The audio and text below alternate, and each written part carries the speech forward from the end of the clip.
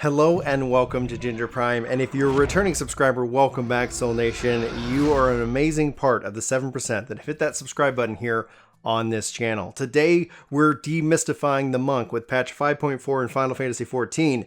The monk got a massive overhaul, and playing it on controller is a breeze now. So we're going to go over how you configure the controller, what kind of settings and target filters that I personally use, any kind of macros that I've got set up, as well as my general skill layout. This is just going to be a recommendation. Feel free to take this, modify it, and use it any which way that you want, and hopefully you have as much fun with the monk that I have actually been having with it recently. So anyway, if this video doesn't answer any of your questions, you can always check out my ultimate controller guide, which will be linked in the comments below or the description below. And beyond that option here, you can also check out the free trial. If you're using this guide for some mystifying way of trying to figure out if you should play Final Fantasy XIV, just note that you can check out the free trial and play this game for free up to level 60 all the way through the second expansion, and it's worth a shot. So be sure to check out those links in the description. And now let's go ahead and just do this thing. So to get started, let's go ahead and dive into our character configuration. You're going to find this under the system menu and under character configuration. If you've never played this game with a controller before, under this option, you're going to find the ability to toggle the two different screens. You can see here I'm in controller mode, and then I'm in keyboard and mouse mode. One of the really strengths of the game itself is you can play with a keyboard and mouse and a controller at the same time. But this notes that if you want to kind of see this updated UI, or if you want to have a special UI just for your controller versus keyboard and mouse, depending on how you feel that day, this is going to be how it is. Now, if you jump into the control settings, you can see here legacy type. If I'm just kind of running around, if I press, any direction, it's very fluid, very 3D movement. But if you want a traditional, more MMO style, just note that you can actually switch to standard type, and that's when you press back on the control stick, you're going to walk backwards. I personally prefer legacy type, and thus I'm going to keep it that way. Now let's go ahead and jump into our filter section. You have a couple options under target, but we're not going to go over this here. That's really more for the ultimate controller guide. So if you have additional things, again, go check that out. But under filters, I have enable target cycling. And then when my weapon is sheathed, I use a custom setting where I turn off party members, and I turn off pets and minions, and I turn off minions and signs. Note that this is really important because you can always target your party members by pressing up and down on the D-pad, where this way, when you're pressing left and right on the D-pad, you're not going to accidentally target somebody in your party when you don't accidentally want to. Now, when my weapon is drawn out, I'm only going to focus in on enemies. This is all enemies, aggroing enemies, and duty-specific enemies. You can further enable additional filters by actually holding down the left bumper and pressing one of the face buttons, being that I'm using an Xbox controller at the time. You can see Y, B, A, and X for cycling between different filters. I'll let you guys customize your own filters that way, but you have a ton of options here under the filters tab. Now, if I was just going to highlight that for you real quick, so you can see here my weapon is not out, so it is sheathed. If I press left and right on the D-pad, I'm going to start targeting a bunch of stuff. You can see here my targeting icon just going a little bit crazy. Now, if I go ahead and press down on the left stick, I can automatically just draw out my weapons. And now you can see I'm going to only target what it considers enemies. In this case, the two different striking dummies right here at my house. So that's something that's really important. Now, if you're struggling with your target, you can actually press down on the left stick and actually make this a lock-on option. So if you're really kind of having a trouble, you can have the game automatically do this for you. But if you're on monk and you want to get up close and personal, note that you can always target something, press down on the left stick like a click button action, and that's going to have you have this lock-on Zelda style effect. So there's a lot of targeting options there for you. Now let's go back into system configuration, and let's go into my hotbar settings, and this is where things get really custom. And if you find a preference that you prefer, just note that anything that works for you that makes it more comfortable and easy to play is the right call. So I have display recast timers, hide unassigned slots turned on. If I turn this off, you're going to see a bunch of gray floating bars on my screen because I use a lot of different hotbars for different reasons. As I'm learning a job, learning a rotation, I'll use these hotbars just to lay out a little reminder of what I should be doing and in what order, just so that I don't forget, especially as when you're learning the job, you might as well just give yourself every viable opportunity to learn. But I had that off because I don't like it. I also turned off the display hotbar numbers. If I turn this back on, you can see the hotbar numbers that are tied to those along with those bars. So we'll just flip those off and on. And this is just a personal preference for how I like to have it clean. Then you have a bunch of different hotbar options. You can see here, I'm using a bunch of them. Hotbar 3 is the most important one, and I've got that set as a 12:1, but you can easily adjust how that looks and create a really cool, unique looking UI with the different hotbars and different options. Now, this hotbar right here for this is not used for me to click on any of these options. It's merely used for me just to have those cooldowns communicated. And it looks like it's somewhat got adjusted slightly above where it normally is. So let me just go ahead and fix that under HUD layout real quick. I don't know what happened, but I accidentally broke it mid-guide. Perfect. All right, so back into the character configuration, hotbar settings. That is how I've got those different set up. And then under sharing, this is where it comes down to an important factor between you and the job and class that you're on. Any bar that is checked is going to be considered a shared bar, meaning any job that you play, any class you play are going to have those same skills lined up. Anything that's not checked is going to be job and class specific. So if you go from a pugilist to a monk, it's going to treat that as two separate hotbars. So just kind of play around with that as you evolve into the monk at level 80. There is kind of a pathway forward that has a change in that regard. So this is going to become more important once we get into under the custom controls here just in a second. Now under cross hotbar, I have always enable and display cross hotbar. I also set it to use the pet hotbar. I use the hold mode. You can play around with toggle and mix to find the most comfortable mode for you in this case, but just note that to have access to the expanded cross hotbar and the double tap cross hotbar, the WXHB, you'll need it in hold mode to have access for both of those. Then I have always displayed the WXHB, and I have returned the cross hotbar after WXHB. What this means is if I use a buff here, then automatically I'm back in my rotation, so I'm not having to sit here and kind of stick in this area and then kind of go back in here. So it's just usually for one-offs, for different buffs, things like that that I want to be able to apply and then jump right back into my rotation, making it easier. Finally, under custom, I've got enable expanded controls with left trigger and right trigger, so I can hold LT then RT, and you can see here I have a whole extra set of skills. Makes me think of, for some reason, Taken. I have a particular set of skills. And then I have right trigger and left trigger, which you can see mounts, you can see sprint, you can see limit break. And the reason why that's done is that is tied to cross hotbar 7 right, which again calls back to the 7 shared. So that's how I've got those bars linked, and I'll show you guys those here in just a minute.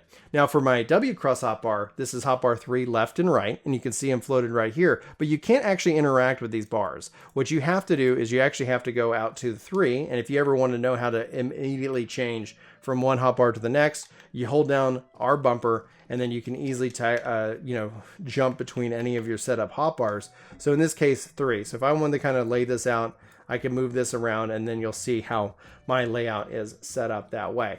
So that's how you interact with 3. You can't drag and drop or interact with these. These are just kind of preview and tap into as you're working your way through the options. Then finally, under the set selection, I have enable customization when my weapon is sheathed and when my weapon is drawn, so that when my weapon is put away, I will, whenever I just tap R bumper, it's only going to cycle through those. So in this case, 1, 7, and 8, which are shared. And then I have when my weapon is out, that it's only going to then target through 1. So if I accidentally press R bumper in a fight, I'm not going to find myself on a crazy page, not able to do certain things. And that brings me to now the middle section, in which we were going to talk about my skill layout and talk about how I kind of manage the monk themselves. As kind of a simple preview when we talk about damage and output, I've got my AoE rotation over here, and then I've got my mainly single target rotation right here. I'm using 2 different macros, which we'll jump over here in just a minute, and then I'm using obviously debuffs, positionals, and I have my different fist or different kind of forms right here: Fist of Fire, Fist of Wind, and Fist of Earth. Earth is going to reduce your damage taken, Wind is going to make you just generally faster, and Fire is going to increase your damage dealt. The reason why this is important is that with the latest change in 5.4, we don't have Grease Lightning stacks to manage. That's just a natural trait, so you're just going to be naturally faster when you play Monk in patch 5.4. So let's talk about the layout, and then I'm going to show you kind of how it actually works, how it functions in reality. Up here on the right hand side on the W cross hotbar, like I said, Fist of Earth, Wind, and Fire, but you'll also see Twin Snakes. Twin Snakes is going to give you an increase of damage by 10%. You'll also see Animan. This is going to help extend your Twin Snakes as well. So think about this, because especially when you're in an AoE rotation, you want to be able to pop Twin Snakes on, because that's going to overall increase your damage, along with Fist of Fire and Riddle of Fire are going to overall help increase your buffs of damage on the monk themselves. Okay, so that's hopefully a little bit explanation why you see that, because you can do Armor Destroyer and Twin Snakes, and I'll show this and highlight this for you guys in a minute. All right, so on the left side of the W cross hotbar, I've got Brotherhood, Animan, Form Shift, Riddle of Fire. Then I've got, as a part of my AoE rotation, Armor the Destroyer, 4-point Fury, Rockbreaker, and then you're going to see Kamehameha as I've named it. So let's jump into that macro real quick so you guys can see this and what it actually means in this case. So first things first, the icon of this skill is going to be Elixir Field. This is going to just basically be that ability, and I know when I can use it. This is also going to trigger Enlightenment and also trigger Tornado Kick. The reason is that these are off the global cooldown now, and you can see Tornado Kick here, which is a little bit different. If I go ahead and highlight for you guys real quick, there we go. So Tornado Kick icon, in this case Forbidden Kicks, is going to use Tornado Kick, Elixir Field, and Meditation. And Meditation evolves into the Forbidden Chakra, which is a big damaging ability. The reason why this ends up being very important is because you can actually just kind of kick all of these off without having to bounce around back and forth from the skills. So I grouped all of these because they're off the global cooldown, thus making it easy to kind of weave these in naturally without having to waste additional button spaces, and also keep myself from having to bounce back and forth. So as a part of this, how this kind of would work out, if you want to see it right here in action, I can do this. I can pop into Twin Snakes, and I can do Rockbreaker, follow this up with this, keep going all the way, building up my rotation further and further. I've got now, obviously, Dragon Kick on cooldown, and so there's everything is currently on cooldown that I can currently use, but I can go ahead and just meditate and get myself up to the full stack here. And so now if I'm doing my rotation, Dragon Kick's still on cooldown, but I can actually use Enlightenment right there as a part of my AoE rotation. So it ends up being rather powerful and a lot more comfortable, especially as I'm playing the job. So hopefully that helps make sense as to how I've got that laid out for the rotation here of the AoE side. So all of those are AoE abilities minus Dragon Kick, which is important because it's still off the global cooldown, and I didn't really feel like popping over here to pop Dragon Kick. I just wanted to go ahead and stick over here on the left hand side doing my AoE rotation. Now here on the right hand side, I've got Boot Shine, Snap Punch, True Strike, Twin Snakes. Then I've got Forbidden Kicks, which showed as the macro. Then I've got Six-Sided Star, Demolish, and Dragon Kick. So how this is technically laid out is actually more about positionals than anything else. Monk is very heavily reliant on positionals to overall maximize your damage. So you'll notice with here, the bottom and the top are going to be executed from the rear. Then left and right, anything left and right is going to be more, from the flank. So that's going to help communicate to me while I'm fighting, hey, I want to be on the left or the right or on on the rear. So this is a rear move, rear, and then flank. And that is just going to be how it ends up playing out. Now, the other ones here don't necessarily matter so much on positionals, but I wanted to communicate that to me as a player without having to commit a lot of this to memory of knowing, oh, I need to be in this position. So I'm setting up the UI to help me remember my position. However you decide to do it, make the UI work for you rather than the opposite way around. Now on the right hand side, I've got Perfect Balance. This is going to remove any kind of form that is necessary, but I also have Riddle of Earth, which is going to nullify my directional requirements, which stacks up incredibly well with True North as well. So you have a lot of ways to mitigate your positional requirement, so just kind of keep that in mind. I also have Brotherhood over here, so it's a duplicate over that, but in this case, if I want to pop in here, pop Brotherhood on, I can. I also have the ability to do mantra, but mantra is also part of a macro. Bloodbath, which is also part of a macro that I'll show you guys here in a second. Meditation, as I'm running and doing, if nothing's happening, might as well build this up. And then obviously True North. Now let's jump over into my expanded cross hotbar. So you can see this listed here. This is going to have my gap closer. Then it's also going to have my stun. So right here, listed right here.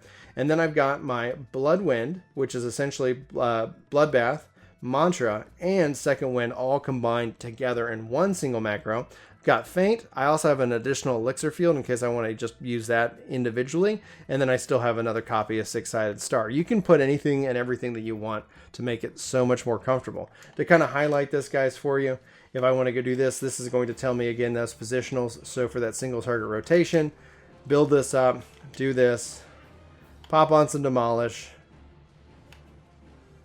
get this so I can get that that Iron Fist, and then come back here, back into my rotation and kind of get that basically going on. And so here, as I build that up, and again, I can go and build up my meditation. So Dragon Kick in this case will also then kick off that Forbidden Chakra, allowing me to do even more damage without having to sit here and worry about it. And then if Elixir Field is ready, I can do it, or I can just self-meditate as necessary by kicking off Dragon Kick, because it gives me that option. So I feel like I have a lot of flexibility, a lot of options when it comes to playing as the monk, and for some reason I don't feel like I need to emote at the striking dummy, but it is what it is in that case. Alright guys, I showed you guys the macros, I showed you my layout, I showed you my everything that I've got set up, and oh, I want to cover this. I didn't cover this briefly. When you're playing, and especially you're playing on a controller, let's say on one of the switch targets, if I hold down the right trigger or the left trigger, I can actually use the bumper and actually easily target another target on the list. I can hold down left bumper and easily also cycle through anything on my enemy list. So if I just easily need to switch targets, I have a lot of flexibility with the controller itself. So I play on a Xbox Elite Series 2, so I've got the little tab things in the back. So it allows me actually, without having to worry about pressing the left bumper or the right bumper, it allows me to emulate the left bumper and right bumper from little tabs here on the backhand side.